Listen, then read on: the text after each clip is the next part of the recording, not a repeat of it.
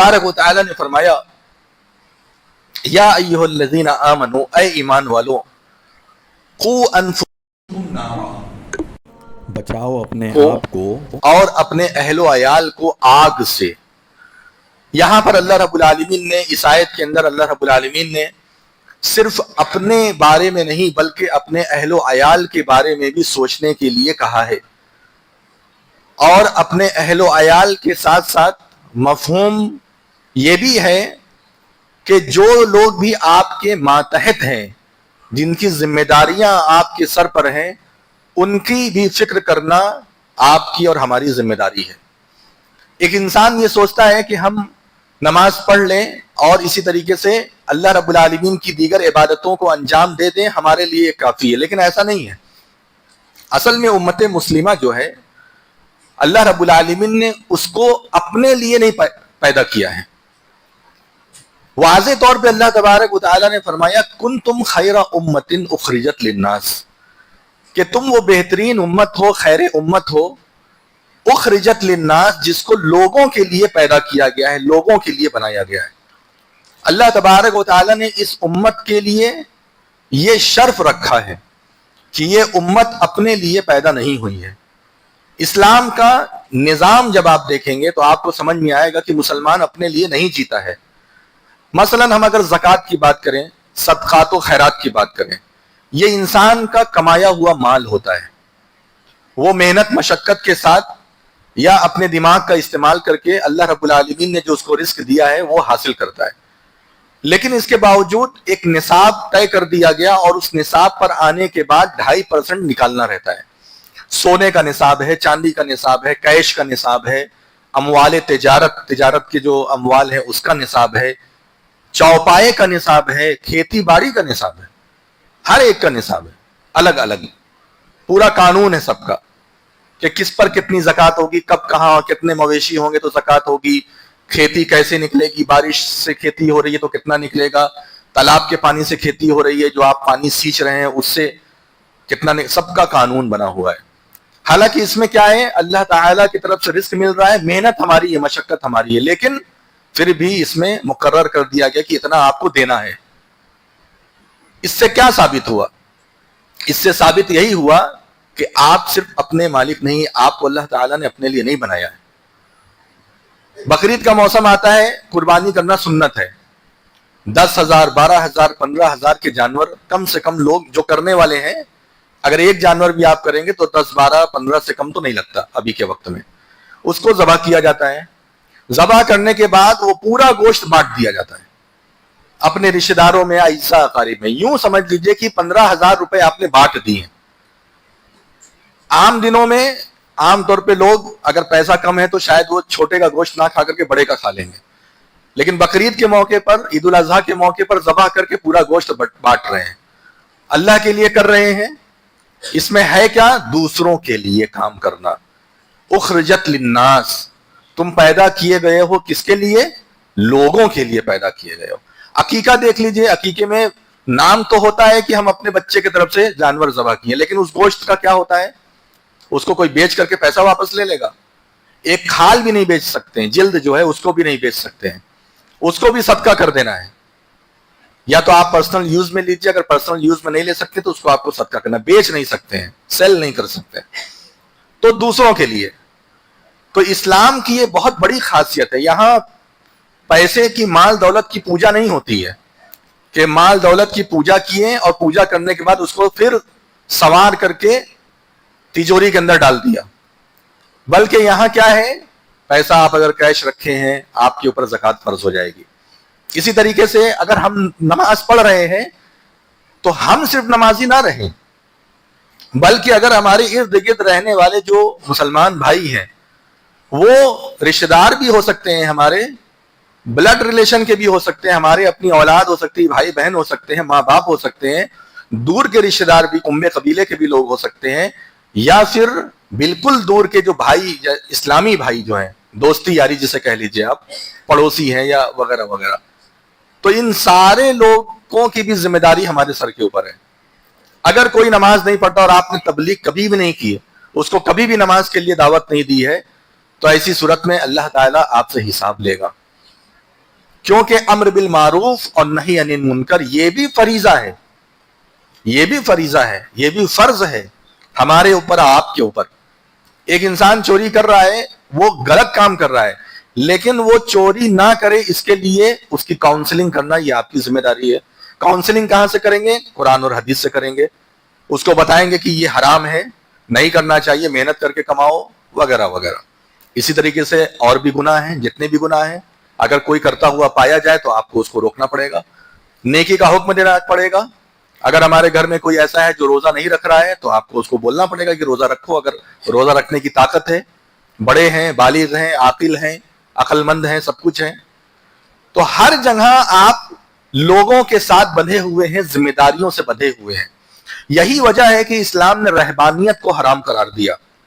رہبانیت سادھو سنت والی زندگی یا ایسی جو خانقاہی زندگی ہوتی ہے، یعنی سب چیز سے دور ہو گئے، اور دور ہو کر کے کہاں چلے گئے؟ بالکل علیحدہ پسند ہو گئے، کہیں پہاڑ پہ چلے گئے، کہیں جنگل میں چلے گئے، ساری دنیا سے کٹ گئے اور کٹ کر کے وہاں جا کے اللہ کی عبادت کر رہے ہیں۔ اللہ کو ایسی عبادت پسند نہیں ہے، اسی لیے نبی کو کیا ہر چیز کا مکلف بنایا، بیوی بچے دی، اور اسی طریقے سے طرح طرح کی آزمائشیں دی۔ جنگ مدینے میں آنے کے بعد لائن سے جنگ ہی جنگ ہوئی ہے، کبھی لات کھانا پڑ رہا ہے، کبھی جوتا کھانا پڑ رہا ہے، کبھی گالیاں سننی پڑ رہی، کبھی تبلیغ کے لیے ادھر جا رہے ہو۔ کتنی بڑی شخصیت ہے، لیکن ہر چیز سے دوچار ہوئی، ہر چیز سے۔ تو دین کا کام کرنے میں اور دین کو پھیلانے میں ساری چیزوں کا سامنا کرنا پڑا نبی صلی اللہ علیہ وسلم کو، جبکہ سب سے بڑی شخصیت پورے دنیا کے، جب سے آدم علیہ السلام سے لے کر کے قیامت تک جو بھی انسان پیدا ہوگا سب میں اعلیٰ درجہ ہے نبی صلی اللہ علیہ وسلم کا۔ خود آپ صلی اللہ علیہ وسلم نے اقرار بھی کیا، انا سید ولد آدم، کہ میں آدم کی اولاد میں سب کا سردار ہوں۔ سید، سید کا مطلب سردار ہوتا ہے۔ انا سید ولد آدم ولا فخر، لیکن مجھے کوئی فخر نہیں ہے، مجھے اس میں کوئی گھمنڈ نہیں ہے، مجھے کوئی تکبر نہیں ہے کہ اللہ تعالیٰ نے مجھے اتنا بڑا اونچا مقام دیا۔ اور اگر فخر ہوتا تو کبھی اپنے گھر سے اے سی سے باہر نکلتے ہیں، اس زمانے کی جو بھی سہولت رہی ہو۔ آج جیسے کسی کے پاس مال دولت ہو، کچھ ہو، تو وہ اس کے پاس سہولیات ہوگی تو وہ گھر سے باہر ہی نہیں نکلے گا۔ اگر ٹیمپریچر 40 ڈگری ہے تو وہ اے سی میں ہی اپنا 2-4 مہینہ گزار دے گا۔ لیکن نبی علیہ الصلوۃ والسلام باہر نکلے، سارا کام کیا، کیوں؟ کیونکہ ذمہ داری ہے سر کے اوپر۔ ایک مسلمان کا یہ کام ہے کہ وہ دوسروں کی ذمہ داری اٹھائے۔ بیمار ہے کوئی، اس کی بیماری کا مسئلہ حل کرنا۔ اسی لیے ہمارے یہاں دیکھیں گے چندہ لوگ کرنے آتے ہیں، کبھی کسی کو بیماری، کبھی کسی کو تکلیف، کبھی کسی کا، مدرسے سے ہٹ کر کے میں بات کر رہا ہوں، اور بھی چیزوں کا بھی تو چندہ ہوتا ہے۔ کبھی کوئی کسی کی فیس کا مسئلہ ہو گیا، اس کا چندہ ہو گیا، کبھی کسی کوئی ہاسپٹل میں ایڈمٹ ہے، کبھی کوئی قانونی داؤ پیچ میں پھنسا ہوا ہے، اس میں پیسہ نہیں ہے، طرح طرح کے چندے ہوتے رہتے ہیں۔ تو کیوں؟ کیونکہ مسلمانوں کو یہ ذمہ داری دی گئی ہے کہ وہ لوگوں کا خیال کرے۔ تو سب سے بڑا خیال جو کرنا ہے ہمیں اور آپ کو، وہ یہ ہے کہ ہم خود بھی جہنم سے بچ جائیں اور ہمارے اہل و عیال، اعزاء، اقارب، دوست یار جو ملنے والے ہمارے سرکل کے لوگ ہیں وہ بھی جہنم سے بچ جائیں۔ یہ ذمہ داری بہت بڑی ہے۔ اسی کا ذکر اللہ رب العالمین نے سورہ تحریم میں کیا اور فرمایا کہ یا ایھا الذین آمنوا، اے ایمان والو، قوا انفسکم، بچاؤ اپنے آپ کو، واہلیکم، اور اپنے اہل و عیال کو بچاؤ، نارا، آگ سے۔ دیوس کہا گیا ہے ایسے شخص کو دیوس کہا گیا ہے جو اپنے آنکھ کے سامنے ہونے والی برائیوں کو دیکھے اور خاموش رہے۔ ذمہ دار، مثلا ماں باپ اپنے اولاد پر ذمہ دار ہیں، مسئول ہیں۔ اب اپنی آنکھ کے سامنے اگر ماں باپ اپنی اولاد کی غلطیوں کو دیکھیں، ان کے گناہوں کو دیکھیں اور خاموش رہ جائیں، اگنور کر دیں، اوائڈ کر دیں، تو اس کا مطلب کیا ہوگا؟ اس کا مطلب وہ دیوس ہے۔ نبی صلی اللہ علیہ وسلم نے فرمایا دیوس جنت کے اندر نہیں جائے گا، دیوس جنت کے اندر نہیں جائے گا۔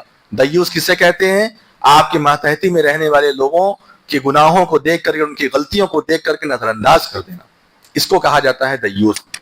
آج ہمارے بچے ہیں، لڑکے ہوں چاہے لڑکیاں ہوں، یا اسی طریقے سے اور بھی لوگ ہوں، وہ گناہوں کی طرف جا رہے ہیں، وہ راستہ اپنا بدل لے رہے ہیں۔ موبائل کا زمانہ ہے، ہر چیز آسان ہوتی چلی جا رہی ہے۔ موبائل دینا بھی ضروری ہے، بغیر موبائل کے آج کے زمانے میں کچھ بھی تصور نہیں کیا جا سکتا۔ ہر چیز کا تعلق موبائل سے ہے، ہر چیز کا، یہاں تک کہ پڑھائی لکھائی، ایجوکیشن، ہر چیز کا تعلق ہے۔ پی ڈی ایف چاہیے، آج کل اسکول کالج میں بھی کیا ہو رہا ہے، ہر چیز پی ڈی ایف کی شکل میں دے دی جا رہی ہے۔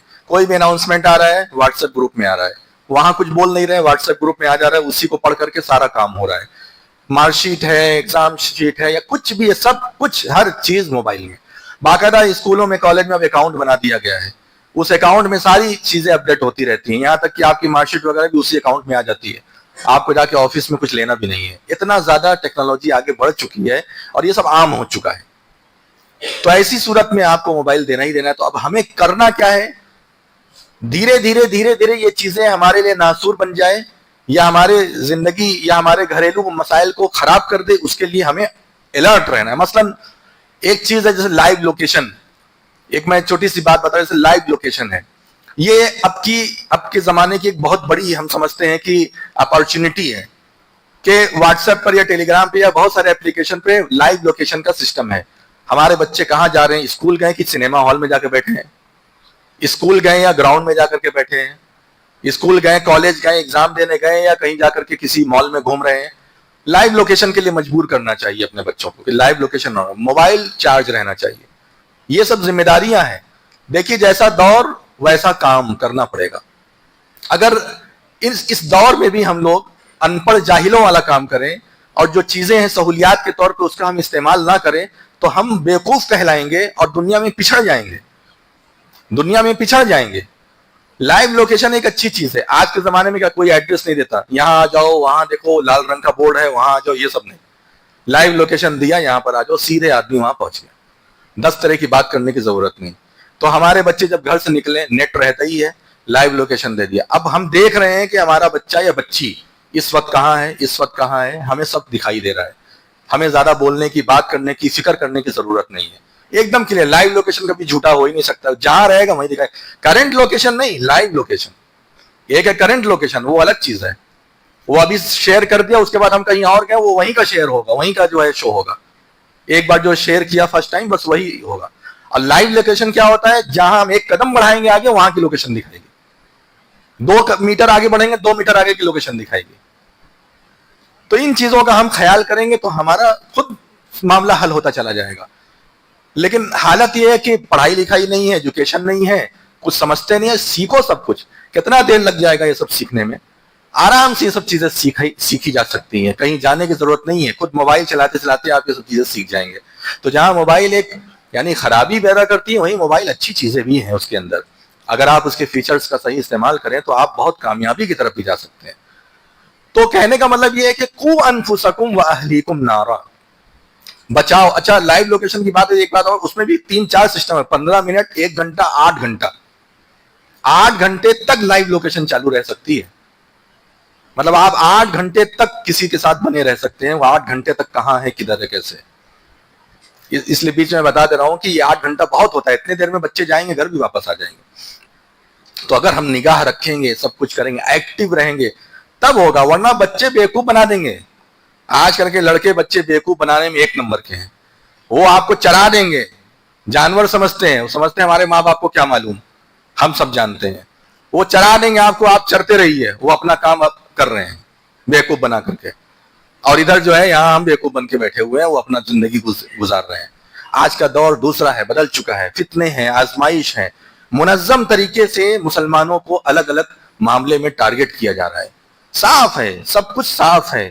منظم تنظیمیں ہیں جو کام کر رہی ہیں مسلمانوں کا مال لوٹنے کے لیے, مسلمانوں کے بچیوں کی عزت لوٹنے کے لیے, مسلمانوں کے اوپر حملہ کرنے کے لیے. بالکل صاف ہے. آپ آنکھ بند کر لو, وہ آپ کی غلطی ہے. آپ نظر انداز کرو ان چیزوں کو, وہ آپ کی غلطی ہے. اپنے گھر کو آگ سے بچانا ہے, اپنے گھر کو فتنے آزمائش سے بچانا ہے, تو اویئر رہیے. اپنے آپ کو آنکھ منہ ناک کھول کر کے رہیے, ورنہ کیا ہوگا, ایک دن فتنے کے شکار ہو جائیں گے. اللہ تعالی ہم لوگوں کی حفاظت فرمائے. تو قوا انفسکم, بچاؤ اپنے آپ کو, واہلیکم, اور اپنے اہل و عیال کو, نارا, آگ سے بچاؤ. تو ہمیں آگ سے اپنے گھر والوں کو بچانا ہے. بچے نماز پڑھ رہے ہیں, نہیں پڑھ رہے ہیں, روزہ نہیں ہے تو کیوں روزہ نہیں ہے, اس پہ تفتیش کرنا. اس کے علاوہ دیگر کاموں میں ان کو گناہ سے آگاہ کرنا. بہت سارے لوگ کو گناہ کے بارے میں پتہ ہی نہیں ہے کہ یہ بھی گناہ ہے. ایک سوال ایک لڑکے نے کیا کہ زنا جو ہے بین الترازی, زنا ہے یا نہیں ہے. ایک ہے جبرن, ایک ہے آپس میں یعنی کہ سیٹسفائیڈ ہو کر کے، یا یہ سمجھ لیے کہ آپس میں رضامندی سے. تو اسلام نے رضامندی کو بھی زنا قرار دیا ہے، اور جبر والا تو گناہ ہی ہے. لیکن بہت سارے لوگوں کو یہ نہیں پتا. ایک لڑکے نے بولا کہ میں آج تک یہ سمجھ ہی نہیں رہا تھا کہ جو ہے تو رضامندی کے ساتھ اگر کوئی انسان شادی کے علاوہ تعلق بنائے تو وہ زنا ہے. میں تو یہ سمجھ رہا تھا کہ زبردستی جو ہوتی اس کو زنا نہیں. یہ بالکل سچا واقعہ میرے ساتھ ہوا ہے، میں آپ کو بتا رہا ہوں. پوچھنے والے نے پوچھا، ہم نے کہا نہیں، بہت بڑی غلطی ہے. رضامندی سے بھی نہیں کر سکتے. شرمگاہ کی حفاظت کس کے لیے ہے؟ جبرن ہو چاہے جیسے رضامندی. والذین هم لفروجہم حافظون. مومنون کون ہے؟ قد افلح المومنون 18ویں پارے میں سورہ المومنون ہے، اس میں اللہ تعالیٰ نے مومنین کی صفات بیان کی ہے. ان صفات میں ایک صفت یہ بیان کی، والذین هم لفروجہم حافظون. یہ وہ لوگ ہیں جو اپنی شرمگاہ کی حفاظت کرتے ہیں، الا علی ازواجہم، سوائے اپنی بیویوں، جو راستہ جائز ہے. او ما ملکت ایمانہم، یا ان کی لونڈیاں. وہ لونڈی کا بھی معاملہ آج کل نہیں ہے. جب جنگ ہوتی تھی تو جنگ ہونے کے بعد کیا ہوتا تھا کہ کفار جو لڑنے کے لیے آتے تھے سامنے، تو اس میں سے بہت سارے مارے جاتے تھے. اب لڑنے آئے تو ظاہر سی بات ہے ادھر مسلمان بھی شہید ہوتے تھے، ادھر وہ بھی مارے جاتے تھے. تو اب ہوتا کیا تھا کہ جو ان کی عورتیں، مسلمان اگر پورا علاقہ فتح کر لیے تو فتح کرنے کے بعد کیا ہوتا تھا کہ ان کی عورتیں جو ہے بیوہ ہو جاتی تھی. اب ان عورتوں کو کیا ہے، ڈیٹینشن سینٹر میں تو جانا نہیں ہے. اسلام ظالم مذہب نہیں ہے کہ سب کو ڈیٹینشن سینٹر میں ڈال دو. سب کو وہاں مرے جیے، جو چاہے وہ کرے، کھائے چاہے نہ کھائے پیے. ابھی وہ زندہ ہے، اس کا شوہر لڑنے آیا، اس کا آدمی لڑنے آیا، جو ہوا اس کے ساتھ، چاہے قیدی بنا لیا گیا چاہے وہ مارا گیا، لیکن عورت تو ہے نا، وہ تو لڑنے نہیں آئی. تو اب اس کی زندگی کا مسئلہ ہے. تو اتنے لوگوں کی، اتنی عورتیں جو ہوتی تھی، اب ان کی زندگی بنانے کے لیے کیا اسلام نے طریقہ ان کو مسلمانوں کے سپرد کر دیا جائے. جیسا کھائیں ویسا کھلائیں، جیسا پہنے ویسا پہنائیں، عزت والی زندگی یہ گزاریں. اور اللہ تعالیٰ نے یہ شریعت بنائی، اس پر ہمیں اعتراض کرنے کا حق نہیں ہے. اللہ تعالیٰ نے یہ شریعت بنائی کہ اس سے انسان جیسے بیوی سے استفادہ کرتا ہے ویسے اس سے استفادہ کر سکتا ہے. لیکن اس کو کھلانے پلانا، اس کو قید کر کے نہیں رکھے گا، وہ اس کی لونڈی بن کر کے رہے گی. نکاح کرنا ضروری نہیں رہا. یہ قانون ہے اسلام کا. تو بس یہ دو راستے ہیں جہاں انسان اپنی شرمگاہ استعمال کر سکتا ہے. تو لونڈی والا مسئلہ تو ایسے ہی ہے نہیں. بچا کیا؟ صرف اور صرف بیوی. تو وہاں اپنی شرمگاہ کا استعمال، باقی اور کہیں نہیں. تو یہ اسلام کا ہے. اب زبردستی اگر کوئی کرتا ہے تو ڈبل گناہ کرتا ہے. ایک تو زنا کر رہا ہے، اوپر سے زبردستی کر رہا ہے، تو ڈبل گناہ ہے. اور اگر زبردستی نہیں بھی کرتا، آپس میں جیسے اسکول کالج میں یونیورسٹی میں پڑھنے والے لڑکے سوچتے ہیں ہمارے لیے سب حلال ہے، ہمارے لیے سب حلال ہے، ہمارے لیے کوئی پابندی نہیں ہے. کہتے ہیں نا، میرا جسم میری مرضی، میرا جسم میری مرضی، ہمارا جسم اللہ کی مرضی. یہ اسلام کا ماننا ہے اور یہ مسلمان کا عقیدہ ہونا چاہیے. جسم ہمارا ہے کیونکہ جسم دیا کس نے؟ اللہ تعالیٰ نے دیا. اپنے سے تو پیدا ہو نہیں گئے، اللہ تعالیٰ نے تمہیں پیدا کیا، ماں کے پیٹ میں پالا. خون کے قطرے سے 9 مہینے تک اللہ تعالیٰ پالتا ہے ماں کے پیٹ میں. باہر آپ نکلنے کے بعد خون پی کر کے زندہ رہ سکتے ہو، باہر نکلتے ہی دودھ. نظام اللہ تعالیٰ کا. اندر ہے، اندر دودھ نہیں مل رہا ہے، اندر کیا مل رہا ہے؟ خون کا قطرہ مل رہا ہے.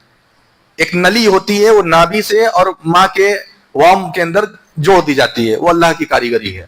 اور وہیں سے خون کے قطرات جو اندر پہنچتے رہتے ہیں، اسی سے بچہ پرورش پاتا ہے 9 مہینے تک. اور اس کے بعد جیسے ہی باہر آتا ہے، اب اس کو خون نہیں چاہیے، اب اس کو دودھ چاہیے. تب تو نہیں کہے کہ میرا جسم میری مرضی. پالا پوسا اور پال پوس کر کے کتنا بڑا کیا، بولنے لائق ہے. 1 سال 2 سال تک بچے کہاں کچھ بولتے ہیں، ایک ایک چیز پر غور کرتے ہیں. اس کو پنکھا بولا جاتا ہے، اس کو یہ بولا جاتا ہے. سنتے سنتے سنتے سنتے جس لینگویج میں وہ پرورش پاتے ہیں وہی زبان ان کے زبان پر چڑھ جاتی ہے اور وہ بات کرنا شروع کر دیتے ہیں. تب تو نہیں بولا کوئی کہ میرا جسم میری مرضی. پھر اس کے بعد اللہ تبارک و تعالیٰ اس کو اور آگے بڑھاتا ہے، علم دیتا ہے، پھر کمانے کے لائق ہوتا ہے، کمانا شروع کر دیتا ہے. تو نہیں کہتے ہمارا جسم ہماری مرضی. جب گناہ سے بچنے کی بات آتی ہے، جب اپنی عزت اور ناموس کی حفاظت کی بات آتی ہے، دوسروں کی عزت ناموس کو بچانے کی بات آتی ہے، تب یہ انسان بولتا ہے کہ میرا جسم میری مرضی، ہم جو چاہے وہ کریں. تو یہ سب جائز نہیں ہے. تو اس لیے ہمیں ہر چیزوں پر کیا کرنا ہے؟ نگاہ رکھنا ہے.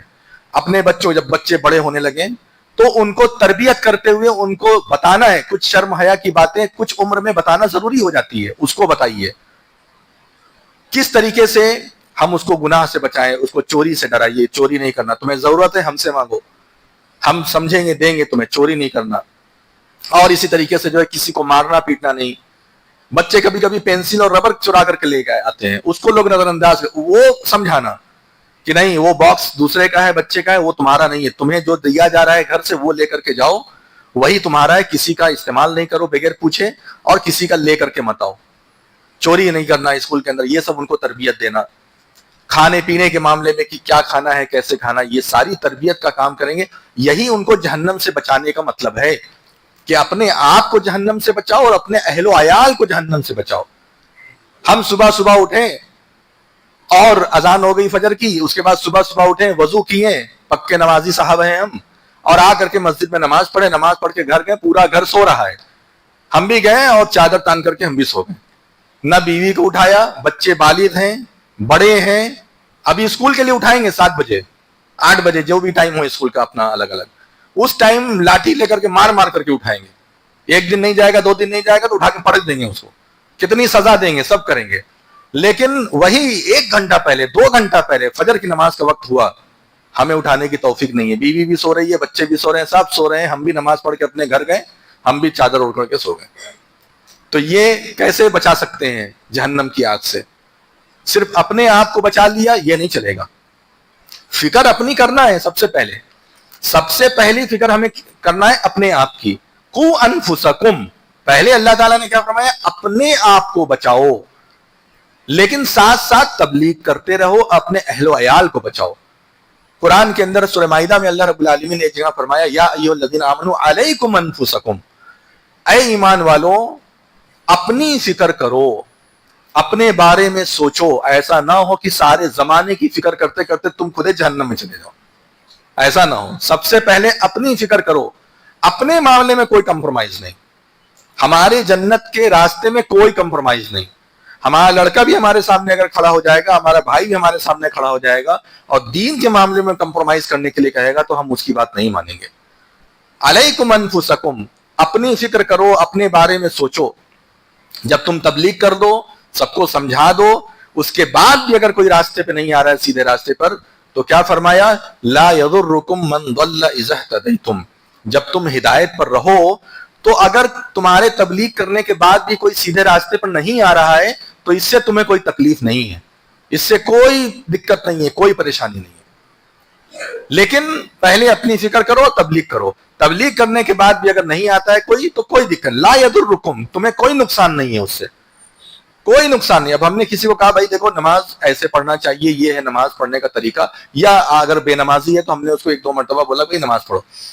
وہ 1-2 مرتبہ دیکھا, اب وہ پڑھے نہ پڑھے, اگر نہیں پڑھتا ہے تو ہم اس کے پیچھے پڑھ کے اس کو پکڑ کے لٹک تھوڑی نہیں جائیں گے کہ نہیں پڑھو, پڑھنا ہم یہاں سے ہلیں گے نہیں, ایسا نہیں ہے, زبردستی نہیں. وما انت علیہم بمسیطر, آپ کسی کے اوپر دروگا نہیں ہے. ان علیک الا البلاغ, آپ کی ذمہ داری ہے پہنچا دینا. وما علینا الا البلاغ المبین, انبیاء اکرام کیا کہتے تھے جب اپنی بات کہہ لیتے تھے تو آخری میں کہتے تھے وما علینا الا البلاغ المبین, ہمارے ذمے صرف واضح طور پہ پہنچا دینا ہے, ہم نے پہنچا دیا, باقی آگے تم جانو, تمہارا کام جانے. تو یہ اتنا ہم اگر کریں گے تب ہم ٹھیک ہیں. اور اگر تبلیغ بھی نہیں کیا, بتایا بھی نہیں, سمجھایا بھی نہیں, اور جیسے ہو رہا ہے ویسے چلنے دیا, تو اس جگہ پہ ہماری پکڑ ہوگی. تو قو انفسکم, بچاؤ اپنے آپ کو اور اپنے اہل و عیال کو, نارا, آگ سے. اور نار کیسی ہے, آگ کیسی ہے؟ آگ کی تو کتنی صفات بیان کی گئی ہے. وقودها الناس والحجارہ, وہ آگ ایسی ہے جس کا ایندھن انسان ہے, جس کا ایندھن پتھر ہے. ایندھن کا مطلب کیا؟ فیول. پیٹرول ڈیزل یہ سب کیا ہے؟ فیول ہے. کیروسین تیل ہوتا ہے, جیسے ہی کسی چیز میں یہ ڈالیں گے تو وہ بھڑک جاتا ہے. تو یہ فیول ہے, یہ بھڑکاتی, جہنم کی آگ کو بھڑکاتا ہے. کیا بھڑکائے گا جہنم؟ وہاں پہ پیٹرول ڈیزل ڈالنے کی ضرورت نہیں ہے وہاں کی آگ کو بھڑکانے کے لیے. وہاں کی آگ کیسے بھڑکتی ہے؟ وقودها الناس, اس کا ایندھن, اس کا فیول انسان ہے. اور کون ہے؟ پتھر ہے. یہ انسان جس کو اٹھا کر کے جہنم میں پھینکا جائے گا, جیسے ہی انسان جائے گا وہاں کی آگ اور بھڑک جائے گی. یہ پتھر جن کو لوگ پوجتے ہیں، جن کو خدا بناتے ہیں، یہ سارے پتھر جہنم میں جائیں گے، سارے پتھر. انکم وما تعبدون من دون اللہ حسب جہنم. سورہ انبیاء میں اللہ نے فرمایا کہ تم جتنی بھی چیزوں کی عبادت کرتے ہو، یہ ساری کی ساری چیزوں کو اٹھا کر کے جہنم میں پھینکا جائے گا.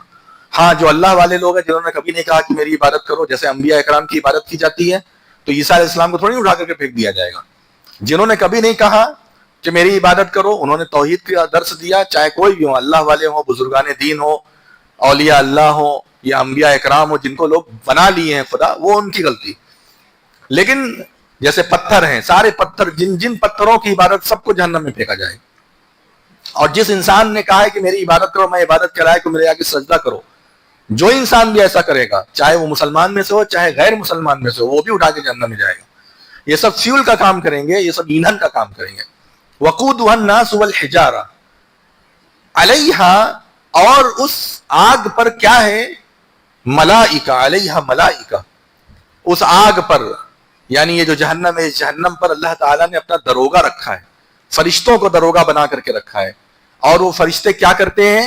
وہ فرشتے جیسا اللہ تعالیٰ نے فرمایا ہے ویسا وہ کام کرتے ہیں. علیہا ملائکۃ غلاظ شداد، بہت سخت دل ہیں، وہ بہت سخت ہیں. لا یعصون اللہ ما امرہم، جس چیز کا اللہ تبارک و تعالی نے ان لوگوں کو حکم دیا ہے وہی کرتے ہیں، اس کی نافرمانی نہیں کرتے. اللہ تعالیٰ نے ان لوگوں کو کہا ہے کہ اس کو جلاؤ، اس کو جہنم میں جلاؤ، اس کو دیکھو باہر ادھر ادھر بھاگے نہ، بھاگے تو اس کو پکڑ کے پھر اس میں جا، حالانکہ بھاگ کوئی نہیں سکتا. لیکن ایک بات کہی جا رہی ہے کہ اگر ادھر ادھر ہوئے تو اس کو لے جا کر کے پھر بیچ جہنم میں پھینک دو، تو وہ وہی کام کریں گے. لا یعصون اللہ ما امرہم ویفعلون ما یؤمرون، اور جس چیز کا اللہ تعالیٰ نے ان کو حکم دیا ہے وہی کرو. دنیا کے اندر آپ دیکھیں، جلاد، کسی جلاد کے بارے میں سنا کہ اس نے پھانسی دینے سے انکار کر دیا، جس کو پھانسی کی سزا ہوتی ہے دنیا میں قانون کے حساب سے؟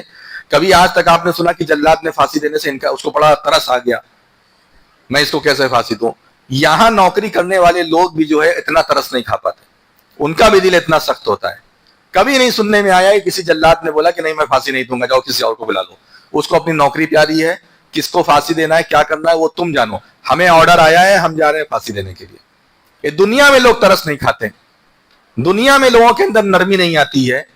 جیسا حکم آیا ویسا، شوٹ کا آرڈر آیا شوٹ کر دیا، کیا صحیح ہے کیا غلط ہے کسی سے مطلب، پولیس والے دیکھتے ہیں کیا، ادھر سے آرڈر آیا شوٹ کر دیا.